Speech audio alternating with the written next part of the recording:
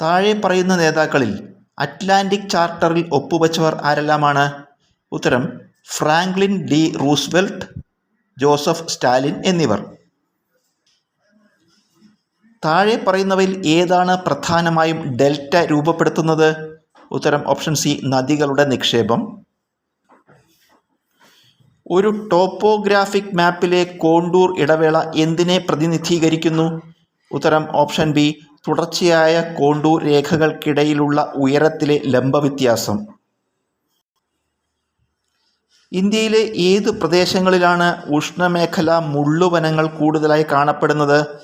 ഉത്തരം option C, Rajasthan, Gujarat, Haryana എന്നിവിടങ്ങളിലെ അർദ്ധവരണ്ട പ്രദേശങ്ങളിൽ.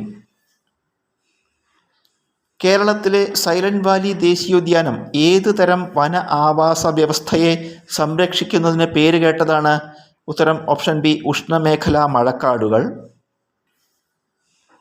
പശ്ചിമഘട്ടത്തിലെ പാലക്കാട് ചുരം ഏതൊക്കെ രണ്ട് പർവ്വതനിരകളെയാണ് വേർതിരിക്കുന്നത്?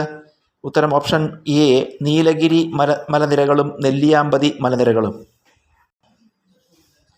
വരുമാന വിതരണത്തിൽ പുരോഗതിയില്ലാതെ പ്രതിശീർഷ വരുമാനത്തിലെ വർധനവ് എന്തിനെ സൂചിപ്പിക്കുന്നു? ഉത്തരം ഓപ്ഷൻ സി, വരുമാന അസമത്വം വർദ്ധിക്കുന്നു. ക്യാഷ് റിസർവ് അനുപാതം അഥവാ CRR കുറയ്ക്കാനുള്ള RBIയുടെ തീരുമാനം പ്രധാനമായും ലക്ഷ്യമിടുന്നത് എന്തിനെ? ഓപ്ഷൻ സി ആണ് ഉത്തരം, ദ്രവ്യത വർദ്ധിപ്പിക്കൽ.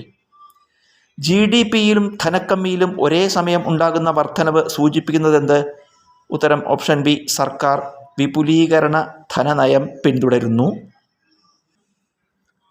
സാമ്പത്തിക വളർച്ചയുടെ ക്ഷേമ ആഘാതം വിലയിരുത്തുന്നതിനുള്ള ഏറ്റവും നല്ല അളവുകോൽ ഏതാണ്? ഉത്തരം ഓപ്ഷൻ സി, HDI.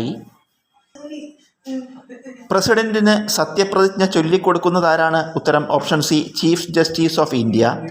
ലോക്പാലിൻ്റെ ആദ്യ അധ്യക്ഷൻ ആരാണ്? ഉത്തരം option B, justice Pinaki Chandraghosh.